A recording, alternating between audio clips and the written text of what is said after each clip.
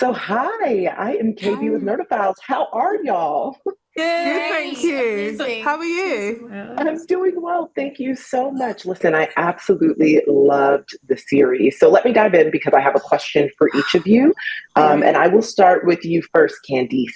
So Great. while taking your beloved novel and putting it into this format, what episode was the most creatively challenging to kind of craft for television?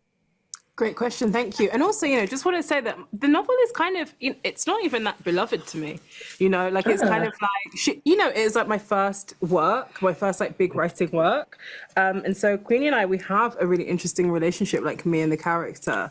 And actually I find her, sometimes quite difficult, but she's a challenge and I like a challenge, I would say episode 6 is probably the one where I had to go way back.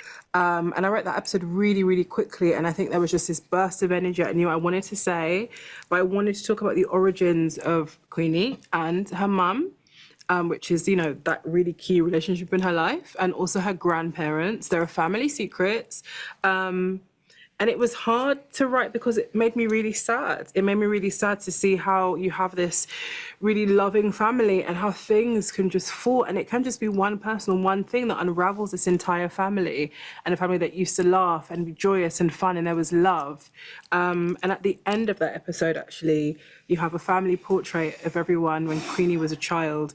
And then we move into them in the present day, and you can just see some of the light and the laughter and the love that's go from their eyes, which always made me really, really sad. In the edit, I would cry so often. So it was difficult, but also I think it's important to see how one person, one moment can change an entire family that was so close and so loving. Yeah, I love that you said that because it's honestly Queenie's journey that like opens the family up to healing in ways that I don't even think they knew that they needed. And so, yeah, you're right. While it's challenging, it is very necessary for each of them, particularly her grandmother, too, I think, in a lot of ways, which she wasn't expecting. But it's lovely. So, my next question is for you, Dionne. Kind of oftentimes artists step into these characters and take away so much more than they anticipated. And so, like, even as a viewer myself, I kind of found myself relating to Queenie's journey more than I ever could have imagined. So, what has kind of stepping into the soul of Queenie taught you about healing and vulnerability in your own life?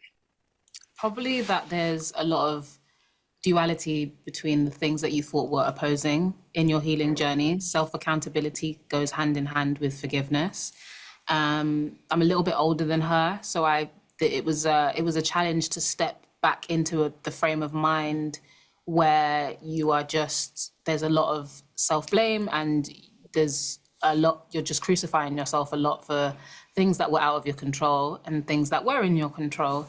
And I just think that that was always that. I think that was definitely a realization when I was trying to step into the frame of mind for her character, that there are two ideas can be opposing, and you can know what it is that you want and not know how to get it. And that is also part of the journey. The figuring out of those big questions is part of the journey as well.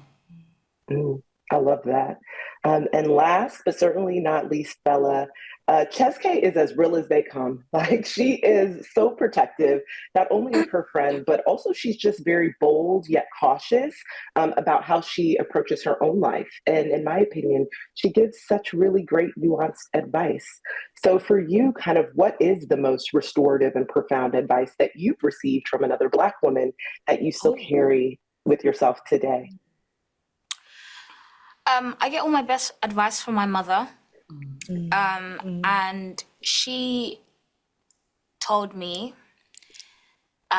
she said, show me a man that hasn't failed and I'll show you a man that hasn't tried. And that changed my relationship with failure and allowed me to get up and continue doing things and stumble into success and stumble into great things. I do not have a bad relationship with failure at all. And if you fail enough times, you're not really failing, you're just doing it again better than the last time. And then you realize that actually now I have a base level of success because I've failed so many times, and it's only up from here. So that was very powerful to me, because obviously I'm an artist as well, and making it in any of the industries is hard.